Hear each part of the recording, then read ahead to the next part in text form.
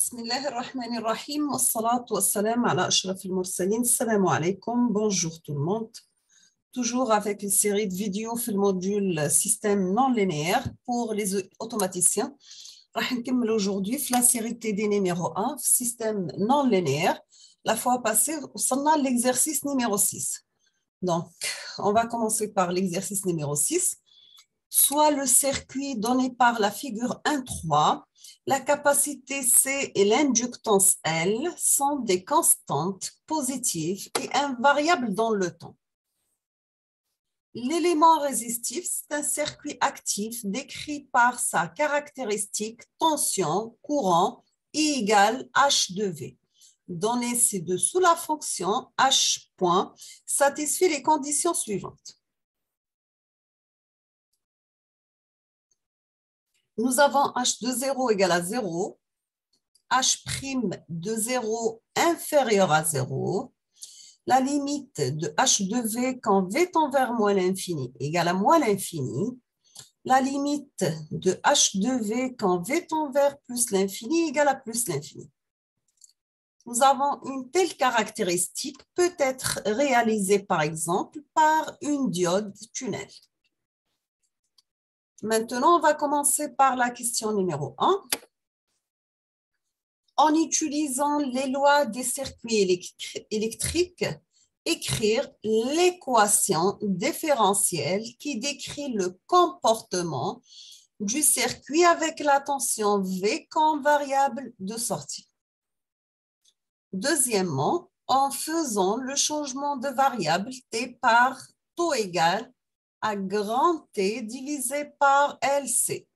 Montrer que cette équation, donc voici le circuit, c'est un oscillateur à résistance négative. Donc vous avez un condensateur C, un courant IC qui passe à travers le condensateur, une bobine L, le courant IL qui passe à travers la bobine et le courant I qui passe à travers une résistance négative. Ça, c'est l'oscillateur à résistance négative. La figure numéro 4, c'est caractéristique de la résistance négative. Donc, voici le schéma de I en fonction de HV. La question, c'est bien, en faisant le changement de variable T par taux égal à T sur LC, montrer que cette équation différentielle, c'est un cas spécial de l'équation de Léonard. Donc, vous avez V de point plus F de V par V point plus G de V égale à 0. Troisième question, identifier les fonctions F de V et G de V. Identifier les fonctions F de V et G de V. Quatrièmement, on suppose maintenant que H de V égale à moins V plus 1 sur 3 V cube. Montrer que l'équation du circuit s'écrit alors V de point moins epsilon de 1 moins V au carré V point, donc ça c'est F de V, plus V égale à 0, donc G de V égale à V. On vous demande de déterminer la valeur de epsilon. On passe à la question numéro 5. Donner la représentation d'état du circuit en choisissant x1 égale à V et x2 égale à V point comme variable d'état.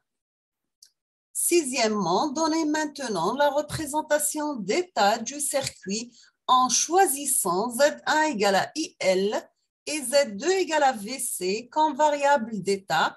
On vous demande de voir la figure 1.3. Donc, voici la figure 1.3.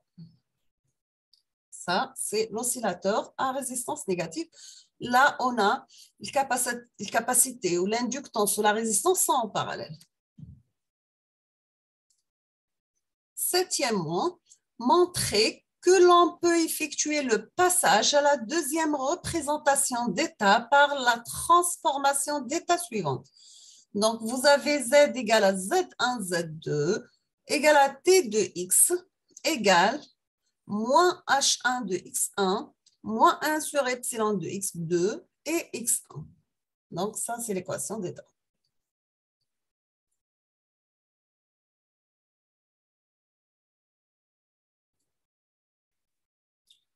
On passe l'exercice numéro 7.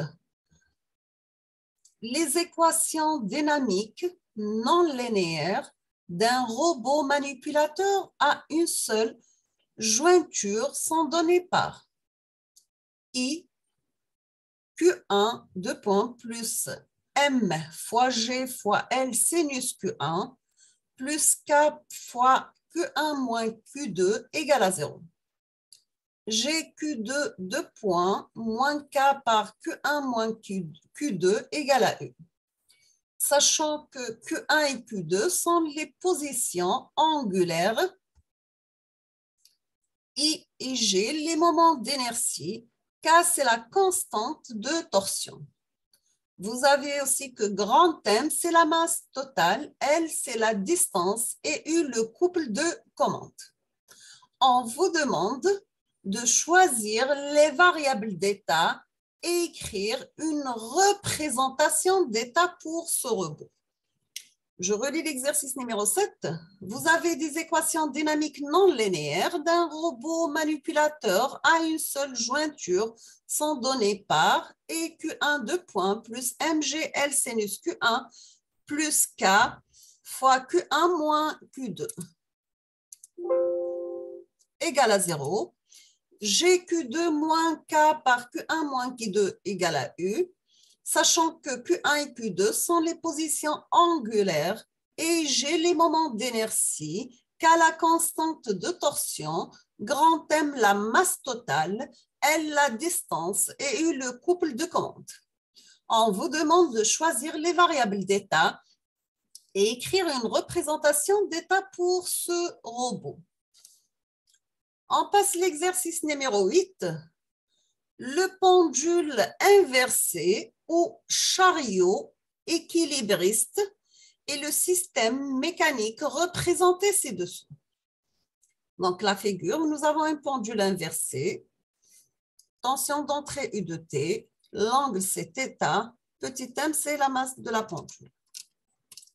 On vous demande, premièrement, calculer l'énergie cinétique grand T et l'énergie potentielle grand V du système en fonction des notations du schéma de la figure 1.5.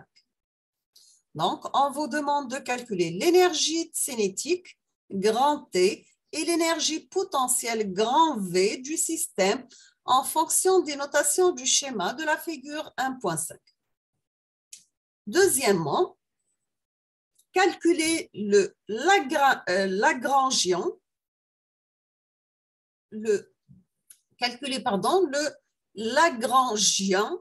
L égale à grand T moins V, en considérant psi et θ comme variable lagrangienne.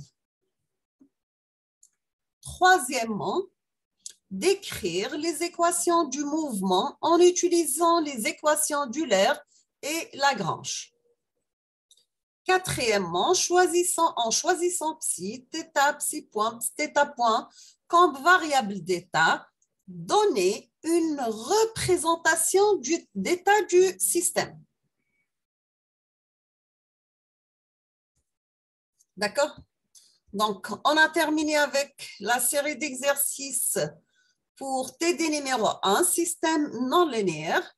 Donc, c'est la suite de la vidéo précédente. Je vous remercie infiniment pour votre attention. N'hésitez pas si vous avez des questions et à la prochaine vidéo, Inch'Allah.